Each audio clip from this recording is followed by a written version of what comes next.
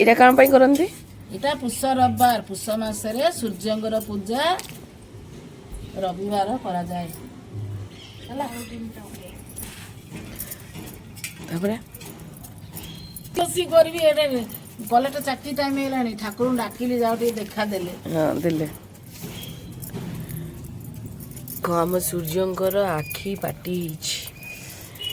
ସୂର୍ଯ୍ୟ ବାଲୁକାରେ ଗୁଆ ଦେଇକି ବସା ହୁଏ, ତାପରେ ପୂଜା କରାଯାଏ।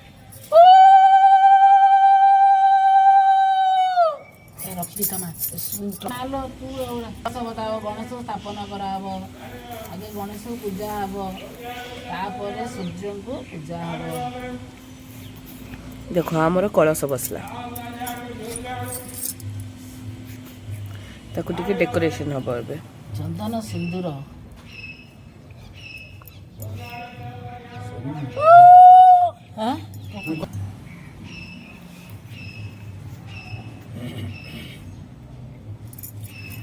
ଚନ୍ଦନଟା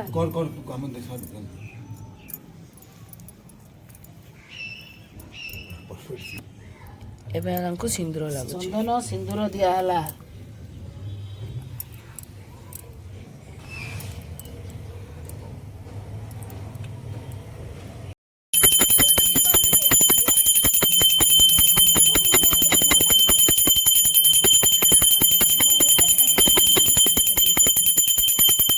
ହଳଦୀ ପାଣି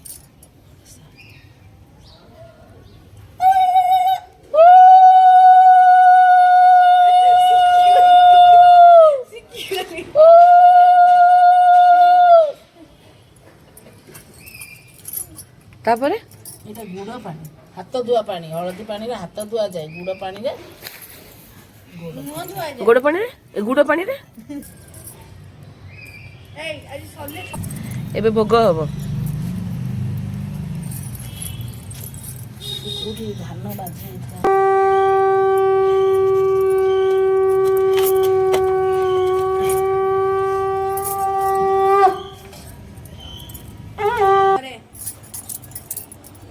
ହାତ ଦେଖିକି ନହେଲେ ବାଜିବ। ଆଜି ବହୁତ ଜଣ କରୁଛନ୍ତି ପୂଜାଟା। ଯାହା ଘରେ ପୁଷ ରବିବାର ଅଛି, ସେମାନେ ତାଙ୍କର ପୁଷ ରବିବାର ଆଜି କରୁଛନ୍ତି। ଆମର ପୂଜା ସମ୍ପୂର୍ଣ୍ଣ ଅମାବାସ୍ୟା ପରେ, ଗୁରୁବାର ଦିନ ଅମାବାସ୍ୟା ପରେ ଚାଉଳ ବସୁଛି।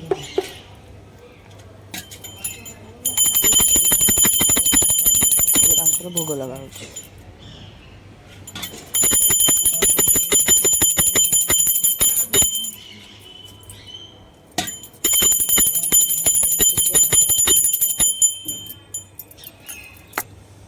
କାଲି ଆସିଯିବ ହେଲା, ବିଲ୍ ନେଇକି କାଟି ବି ଠାକୁରଙ୍କ ପାଇଁ ଚଣ୍ଡ ଛଡ଼ା ହବ। ବାହାରିଲା ବାହାରିଲା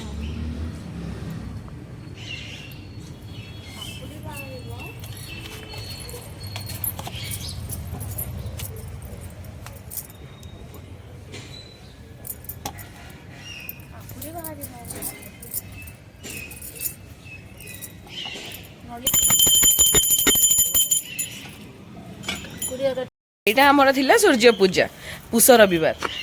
ଭଲ ଲାଗିଲେ ଲାଇକ୍ କରନ୍ତୁ, ଏଇଠି ଦେଖନ୍ତୁ, ଭୋଗ ଖାଆନ୍ତୁ, ନିଅନ୍ତୁ।